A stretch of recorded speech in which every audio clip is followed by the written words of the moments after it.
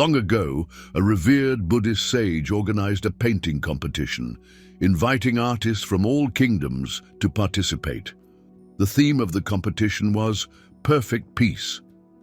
The painters began to depict their visions of peace through beautiful landscapes, warm sunsets over towering mountains, rays of sunlight tenderly caressing vibrant flowers, and tranquil forests bathed in golden light. Their works radiated serenity and calm, yet among these entries one painting stood apart, utterly different from the rest. This particular artwork portrayed a stormy landscape, a raging sea with tumultuous waves crashing against a cliff, dark and threatening clouds overhead, and a lone tree clinging to the edge of the precipice. The contest's supervisor, puzzled by its stark contrast to the theme, initially dismissed it. Surely this artist has misunderstood the task, he thought, deciding not to present the painting for final evaluation. When the time came for the Buddhist master to review the works, he studied each one carefully. Yet, none of the paintings seemed to embody the essence of perfect peace. "Are there no other entries?" the master asked, his serene voice betraying a hint of curiosity. "Well," the supervisor hesitated, "there is one more painting, but it hardly fits the theme we requested." "In any case," replied the sage, "if it has been submitted, it deserves to be considered. Let me see it." Reluctantly, the supervisor brought forth the painting of the stormy sea. The master gazed at it for a long moment before a smile spread across his face. "At last, we have a winner," he declared. The supervisor was astonished, but how? How could this painting possibly represent perfect peace? Surely it cannot be. "Yes, it can," the master replied with calm assurance. "Look closely. On the tree overlooking the cliff, amidst the raging storm, there is a small bird resting peacefully in its nest, oblivious to the chaos surrounding it. This," continued the sage, "is the very embodiment of perfect peace. Peace is not found in the absence of storms or strife, but within us, where it remains steadfast despite the turbulence of the external world." The master turned to those gathered and offered his teaching. "Perfect peace is not achieved by avoiding challenges or isolating oneself from danger. True peace belongs to those who, in the face of obstacles, storms, and uncertainties, remain unwavering and calm. Perfect peace resides within the one who is unshaken by fear, who believes in their own strength, and who stands firm against the winds and rain without faltering. To attain such peace, we must learn to master our emotions and find balance within ourselves. We must coexist with fear without allowing it to paralyze us, and we must prevent excessive sadness or joy from overwhelming our hearts. We must harness our frustrations, value our emotions, and use them as tools to guide us rather than as weights that hold us back. In this way, by mastering our inner world, we can achieve perfect peace." The master's words lingered in the air like the echoes of a gentle bell, and those who heard them carried the lesson within their hearts, seeking the calm of the bird amidst the storm.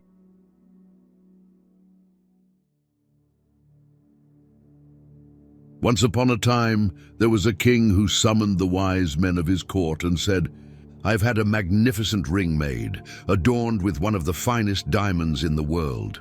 I wish to hide inside this ring a message, one that will serve me in times of utter despair and guide not only me, but also my heirs and the heirs of my heirs for generations to come. It must be a short message, concise enough to fit beneath the diamond." The wise men, learned and scholarly, were astounded by the request. They could have written great treatises on philosophy and governance, yet they struggled to distill their wisdom into a message of just 2 or 3 words that could aid the king in moments of total despair. They pondered, consulted their books, and deliberated, but found no suitable answer.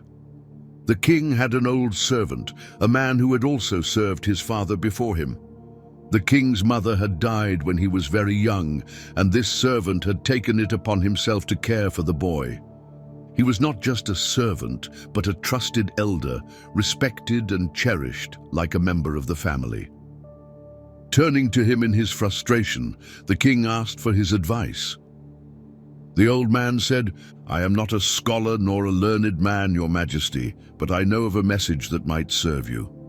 During my many years in the palace, I once met a mystic who was a guest of your father. While in the palace, I had the privilege of attending to him. Before he departed, he gave me a small gift of wisdom, a message that he said held great power. The mystic instructed me to pass it on only when the time was right. Now, I believe that time has come." The old man wrote the message on a tiny piece of paper, folded it carefully, and handed it to the king. "Keep this hidden within your ring," he said. "Do not read it now. Read it only when all else has failed. When you find yourself in a situation so dire that no solution seems possible." The king obeyed, placing the paper beneath the diamond in his ring. Not long after, the kingdom was invaded. The king was forced to flee, losing his throne and his armies. Alone, he rode his horse through the wilderness, pursued relentlessly by his enemies. At last, he reached a place where the road ended abruptly at the edge of a steep cliff.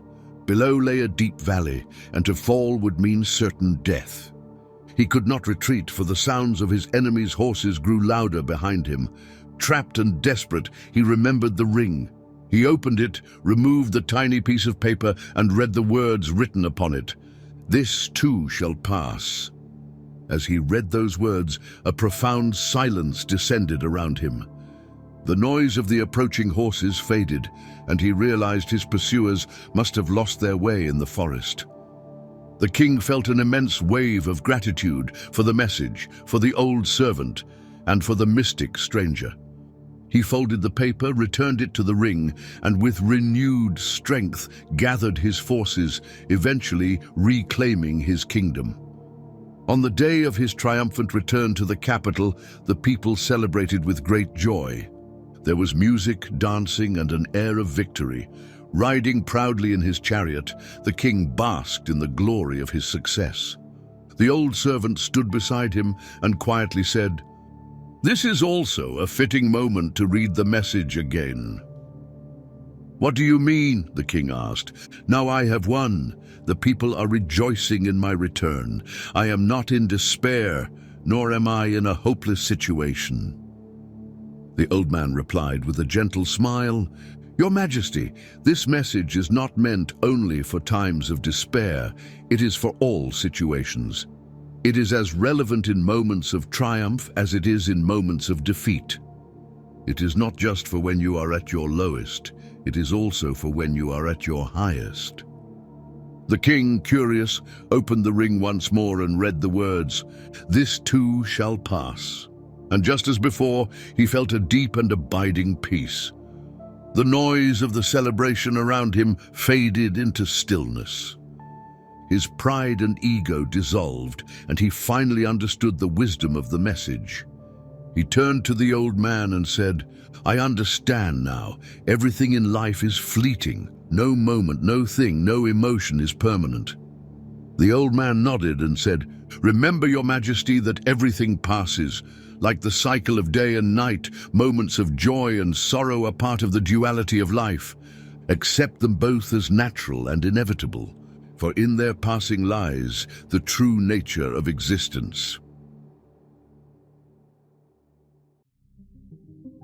A group of disciples once asked their master, "Master, where does the negative side of our mind come from?"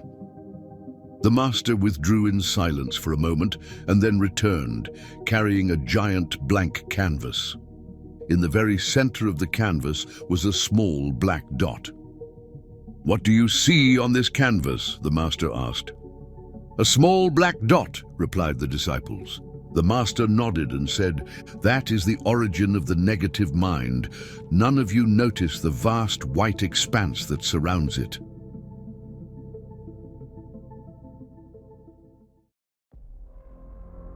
An ancient legend tells of a disciple who once asked his master, "Master, what is the difference between heaven and hell?"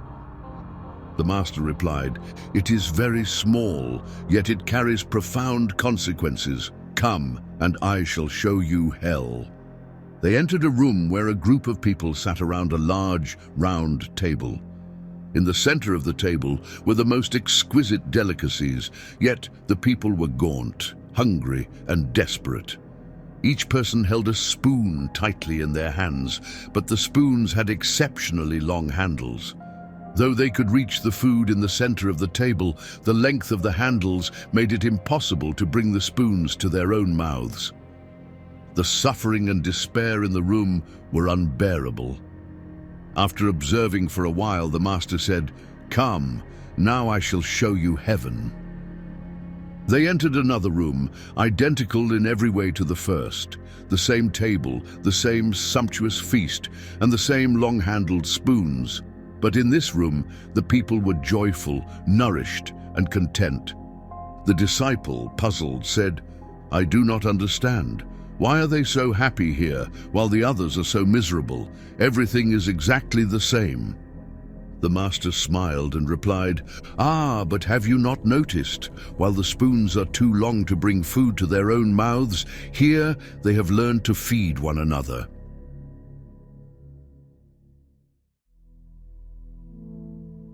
A very old story tells a fable about a young elephant. This elephant was strong, handsome, and intelligent, yet he felt a lingering sadness in his heart. He could not find a mate, and he watched wistfully as his companions began to form families while he remained alone. One day, however, his herd encountered another group of elephants, among whom was a beautiful, single elephant. She immediately took a liking to him. The two began to play together, taking long walks in the jungle. They discovered they shared the same interests, laughed endlessly, and enjoyed each other's company immensely. Before long, they realized they were madly in love. Without hesitation, the young elephant asked her to marry him. What joy there was among the two herds! It had been a long time since anyone had celebrated a wedding. The elephants organized the event with great enthusiasm. Some prepared the grand banquet, while others built a beautiful space for the ceremony. A group of elephants helped the bride choose elegant bridal ornaments, and the groom's cousins accompanied him to procure the wedding rings. One cousin, an excellent goldsmith, crafted the rings with great care. Everything seemed perfect. The bride and groom were elated, and the preparations proceeded smoothly. The day before the wedding, the groom collected the wedding rings. They were exquisite, unique, and engraved with the names of the bride and groom on the inside. The young elephant placed them on his trunk and carried them with great pride. But as he approached the riverbank, tragedy struck. He stumbled on a stone, fell heavily into the water, and to his dismay, one of the rings slipped into the river. Panic overtook him. His heart pounded as he frantically searched for the ring. He dug with his feet and trunk, churning up the sand and mud, making the water cloudy and murky. An owl, observing from a nearby tree, called out to him, "Stop! Be still!" But the elephant, consumed by anxiety, could not hear the owl's words. His mind raced with thoughts of disappointment. There would be no time to make a new ring, and his beloved would be devastated. The owl, recognizing his distress, flew down and perched on the elephant's back. "Stop! Calm yourself," the owl said firmly. Hearing the owl's wise voice, the elephant paused and listened. He knew the owl was among the wisest creatures in the jungle. "You are so nervous that you are kicking up dirt and clouding the water," the owl explained. "What you need to do is stand still, very still. Be patient, wait, and watch." The elephant, though trembling, obeyed. He calmed himself, stopped moving, and stood quietly by the riverbank. Slowly, the disturbed earth settled, and the water became crystal clear once more. Then, at the bottom of the river, a glimmer of light appeared. It was the wedding ring. Overjoyed, the elephant exclaimed, "Thank you, dear owl. Thank you for your wise advice." The wedding took place as planned, with no further mishaps. The owl, in recognition of his wisdom, was honored as the best man, and the ceremony brought great happiness to both herds. From that day forward, the elephant carried with him a valuable lesson. When the waters of life become clouded and unclear, do not act in haste. Stand still, wait patiently, and allow the sediment to settle. Only then can you see clearly. In moments of anxiety and confusion, pause. When our emotions take control, clouding our thoughts, we create a vicious cycle of chaos. Our hearts race, and clarity seems unattainable. The only solution is patience. Stop, breathe, and wait. Serenity will return, and the solution will reveal itself. In times of stress, we often lose the ability to hear reason. It is in such moments that we must remain receptive to the guidance of those who see our struggles from the outside, offering perspective and wisdom. Remember, in times of anxiety and confusion, wait. If we can find calm in the midst of turmoil, the answer will emerge. But if we allow nerves and haste to rule, the situation will only worsen, and chaos will ensue. This is the enduring wisdom we learn from the fable of the elephant who lost his wedding ring.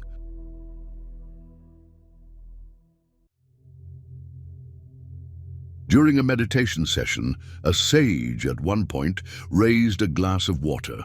When the disciples expected to hear the familiar question, "Is the glass half full or half empty?" the sage instead asked, "How much does this glass weigh?" The disciples offered various answers, ranging from 200 to 250 grams. The sage responded, "The absolute weight of the glass is not what matters, but rather the perceived weight. It depends on how long I hold it. If I hold it for a minute, it poses no problem. If I hold it for an hour, my arm will begin to ache. If I hold it for an entire day, my arm will become numb and paralyzed. The weight of the glass does not change, but the longer I hold it, the heavier and more difficult it becomes to bear." The sage paused, allowing his words to settle, and then continued, "Worries are like this glass of water. If you think about them for a moment, nothing happens. If you think about them for a little longer, they begin to cause discomfort. But if you dwell on them all day, you will feel paralyzed, incapable of moving forward. It is the same with anything you cling to and refuse to release. Always remember this: let go of the glass."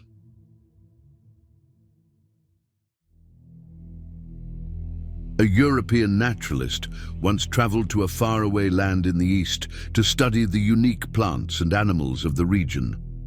After crossing a magnificent pine forest, he came upon a clearing where an old man sat gazing placidly at a stretch of flat, barren land. The naturalist, fluent in several local languages, greeted the old man warmly, and they began to converse in Japanese. "It is curious," remarked the naturalist as he sat beside him, "that in such fertile soil, nothing grows here." "That is not true," replied the old man calmly. "I myself planted the seeds of what will become a bamboo grove. Since then, I've been fertilizing and watering the soil." "Well, nothing has sprouted yet," said the naturalist, puzzled. "How long ago did you plant the seeds?" 7 years, replied the old man. The naturalist looked at him with pity. Convinced that the old man must have lost his mind, he bade him farewell with a gentle bow and continued on his journey. After a month and a half of exploration, the time came for the naturalist to return home. He retraced his steps along the same paths that had guided him safely through his adventure. When he passed the clearing in the forest before the pine woods, he was astonished. Not only was the old man still there, but the barren ground had transformed into a thriving forest of tall, slender bamboo, reaching skyward with breathtaking elegance. "But," exclaimed the naturalist, "this is magic! How could this happen?" The old man smiled and replied, delighted to see him again. When you plant Japanese bamboo, nothing seems to happen at first. For months, even years, there is no visible growth. In fact, for the first 7 years, the seed does not sprout at all. The ignorant grower might think the seeds are dead. But then, in the 7th year, something extraordinary happens. In just 6 weeks, the bamboo shoots out of the ground and grows to a height of 30 meters or more. "So it only takes 6 weeks to grow?" asked the astonished traveler. "No," the old man replied. "The bamboo spends 7 years quietly developing its roots underground. It is during this time that it builds the foundation needed to support its towering height. Only when it is ready does it reveal its growth above the surface, as you see now." The naturalist stood in silent admiration, reflecting on the wisdom of the old man's words. This story holds a profound lesson for those who are impatient. Just as the bamboo grower could not hasten its growth by shouting at it or pulling at the soil, so too must we learn that life requires patience. It is not enough to sow seeds, we must also allow time for things to mature. Haste, as the proverb says, is a poor advisor. It creates unnecessary tension, makes us irritable, and leads to mistakes that can spoil everything. The impatient often abandon their efforts just as success is within reach. Wanting to rush the pace of events only breeds anxiety. One cannot force a rosebush to bloom by tugging at its leaves. Instead, we must wait and marvel as its beauty unfolds naturally, day by day. Imagine if the bamboo grower had given up just 1 day before the bamboo emerged. What a tragic loss that would have been. Similarly, just as a doctor must dedicate years of study before being able to save lives, anything worth achieving demands hard work, patience, and consistency. The lesson of the bamboo reminds us great things take time. Beneath the surface, unseen but essential, the roots of success are being formed.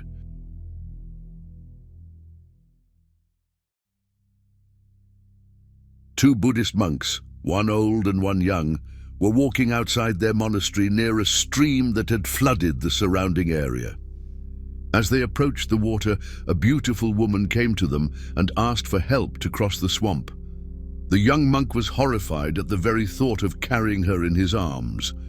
But the old monk, with calm and natural ease, picked her up and carried her across. Once on the other side, they continued their journey in silence. The young monk, however, could not stop thinking about the incident. His thoughts churned until he could no longer contain them, and he finally exclaimed, "Master, you know well that we have sworn abstinence. We are forbidden to touch such a woman. How could you carry her in your arms? Let her put her hands around your neck and press herself against you as you carried her through the swamp." The old monk turned to him and replied gently, "Boy, I set her down at the edge of the water. You, however, are still carrying her." The old monk's words remind us of a simple yet profound truth. Sometimes we carry the past with us, its guilt, resentment, or emotions, making it far heavier than it was. By accepting that the incident belongs to the past and is not part of our present, we can release the burden and free ourselves from the weight that holds us back.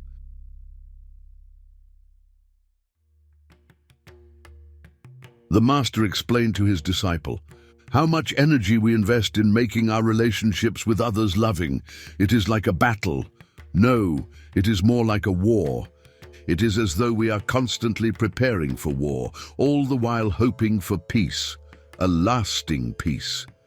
But this endless effort wears us down, and in the process, we become accustomed to empty, loveless relationships. We dream that one day everything will be filled with love, yet we fail to understand the simple truth. To love your neighbor, you must first love yourself." The disciple, pondering the master's words, asked, "Master, what must I do to love my neighbor?" The master immediately replied, "Stop hating yourself." The disciple meditated deeply on this teaching and later returned to the master saying, "But if I come to love myself too much, I fear I may become selfish and self-centered. How can I free myself from selfishness?" The master smiled and said, "Let us meditate on this together.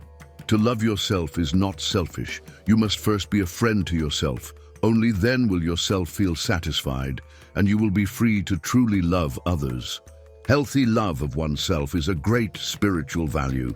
A person who does not love themselves will never be able to love another. The first spark of love must arise in your own heart.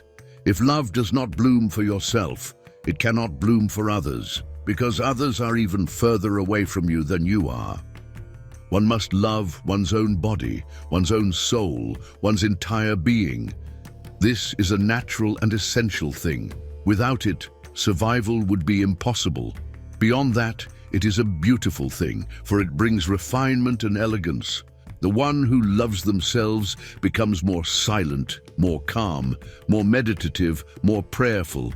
Love is the luminosity and fragrance of knowing oneself, of being oneself. It is an overflowing joy. When you truly discover who you are, love arises effortlessly, and sharing that love becomes inevitable. Love happens when you realize that you are not separate from existence, when you feel a harmonious unity with all that is. The master paused, then continued.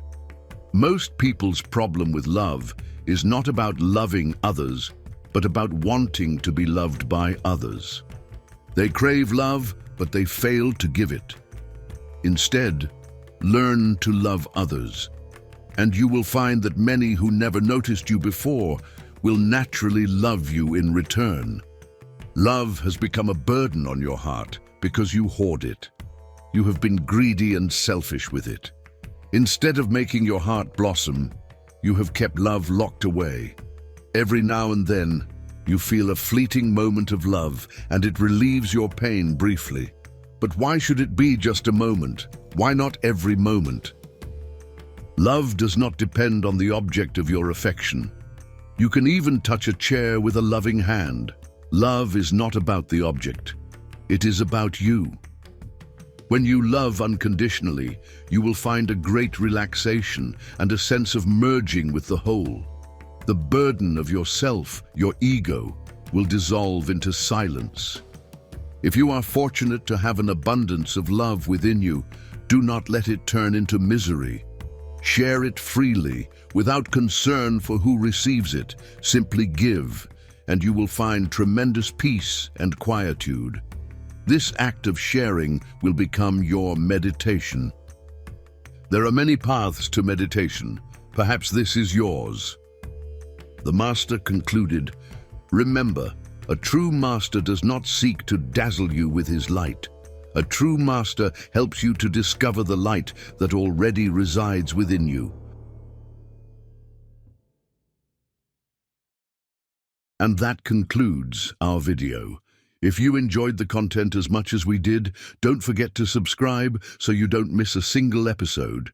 Leave a comment below. We'd love to hear your feedback and suggestions for future videos. And don't forget to turn on notifications to stay up to date with all our updates. Thanks for being part of our community. See you in the next video.